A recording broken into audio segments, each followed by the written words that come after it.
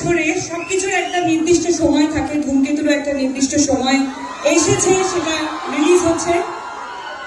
R specially about me and দেব, আমরা দুজনে কখনোই এফর্ট দিইনি আমাদের জুটিটাকে বাঁচিয়ে রাখার, কিন্তু আমাদের জুটিটা বেঁচে থেকেছে তোমাদের ভালোবাসায়, তোমাদের অনুভূতিতে।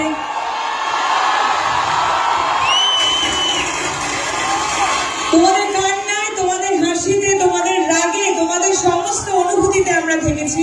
তার জন্য অনেক অনেক অনেক ধন্যবাদ। Thank you. এটার পর একটা কথা বলতেই হয় যেটা, আমরা আমাদের জন্মের আগে থেকে দেখেছি, আমার মা বাবার কাছে শুনেছি, আমরা সবাই উত্তম কুমার এবং সুচিত্রা সেনের জুটি নিয়ে কথা বলতাম। ওনারা একসাথে প্রচুর সিনেমা করেছেন। তারপরে আমরা দেখেছি বোম্বাদা আর ঋতুপর্ণা সেনগুপ্ত, ওনারাও 50-60টা সিনেমা একসাথে করেছে। তারপরে এত পপুলার একটা জুটি ওনাদের, তারপরে যদি কোনো জুটি থাকে, আর সেটার জন্য এত উন্মাদনা তো আমরা দেখিনি কারোর জন্য, দেশুর জন্য।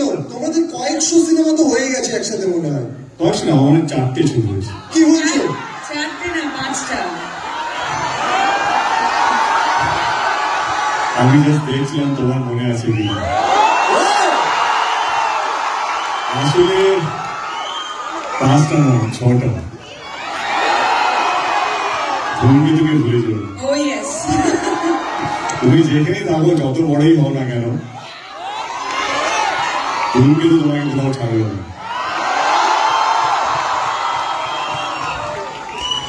এবার প্লিজ তোমরা বসো। আমার কোন প্রোফাইল, লেফট অর রাইট? সব প্রোফাইল। রাইট।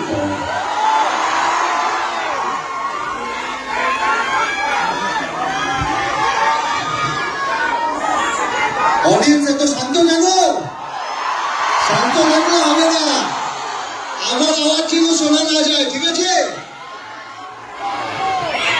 আমি অডিয়েন্সদের থেকে প্রচুর প্রশ্ন পেয়েছি, সেগুলো থেকে আমি নিজে কিছু প্রশ্ন বানিয়েছি।